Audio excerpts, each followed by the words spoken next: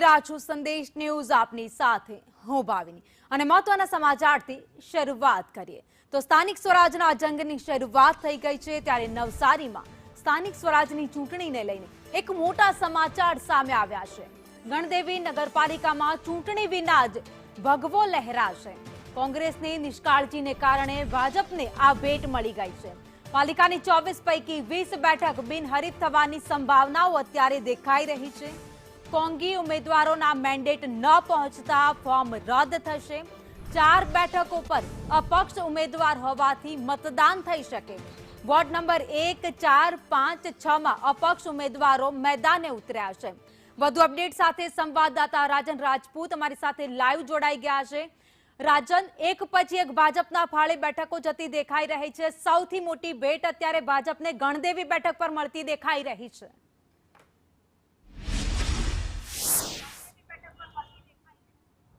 બિલકુલ ભાવિની, રાજકારણના અને રાજનીતિના સહિત સ્થાનિક સ્વરાજની ચૂંટણીના સૌથી મોટા સમાચાર અત્યારે સામે આવી રહ્યા છે નવસારી જિલ્લામાંથી।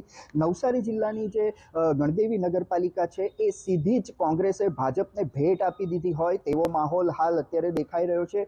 જેનું મહત્વનું કારણ કહી શકાય કે ગણદેવી નગરપાલિકાની હાલ ચૂંટણી છે અને ગણદેવી નગરપાલિકાના 6 વોર્ડની 24 બેઠકો છે। જે 24 બેઠક ઉપર કોંગ્રેસે ઉમેદવારો પાસે ફોર્મ તો ભરાવ્યા હતા, પરંતુ એ ફોર્મના જે કોંગ્રેસ પાર્ટીના મેન્ડેટ છે એ મેન્ડેટ પહોંચ્યા નહોતા। તેના કારણે કોંગ્રેસના ઉમેદવારો જે છે એના ફોર્મ સીધા જ રદ થઈ શકે એવી પરિસ્થિતિ છે અને 24 બેઠકો પૈકી 4 બેઠકો જે છે એ 4 બેઠક ઉપર અપક્ષના ઉમેદવારો જે છે એમને પણ ફોર્મ ભર્યા હતા। એ 4 અપક્ષના ઉમેદવારો હાલ ચૂંટણી જંગના મેદાનમાં છે, પરંતુ એ પણ ફોર્મ કદાચ પાછા ખેંચી શકે કે કેમ તેવી પણ એક અટકળો થઈ રહી છે। ત્યારે મહત્વનું કહી શકાય કે ગણદેવી નગરપાલિકાના વોર્ડ નંબર 1, 4, 5 અને 6 એ 4 વોર્ડની અંદર અપક્ષના ઉમેદવારો હાલ મેદાનમાં છે અને બાકીની 20 બેઠકો જે છે એના ઉપર કોંગ્રેસ પક્ષના મેન્ડેટ ન પહોંચવાના કારણે એ કોંગ્રેસના ઉમેદવારોના ફોર્મ રદ થઈ શકે તેવી પૂરેપૂરી શક્યતા છે। જેના કારણે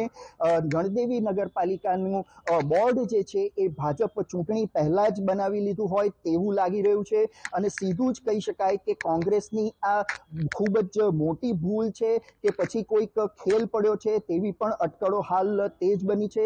ત્યારે મહત્વનું કહી શકાય કે ભાજપ ચૂંટણી લડવા પહેલા જ ગણદેવી નગરપાલિકાનો જંગ જીતી ચૂક્યું છે અને ગણદેવી નગરપાલિકામાં ભગવો લહેરાઈ ચૂક્યો છે એવું કહીએ તો બિલકુલ ખોટું નથી।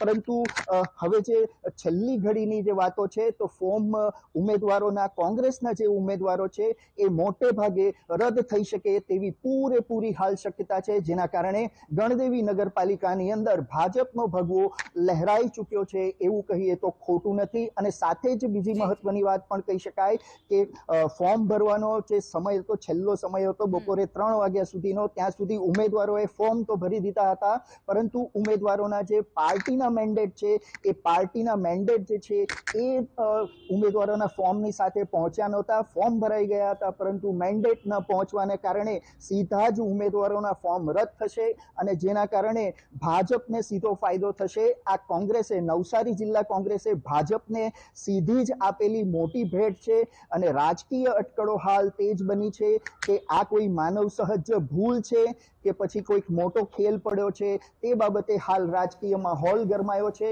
અને વાતાવરણ અને જે ચર્ચાઓ તેજ બની છે કે કયા કારણે આવી ભૂલ થઈ શકે અને કયા કારણે આવો માહોલ સર્જાઈ શકે કે સીધી જ કોંગ્રેસ પાણીમાં બેસી ગઈ હોય તેવું લાગી રહ્યું છે। ભાવિની, આભાર માહિતી માટે।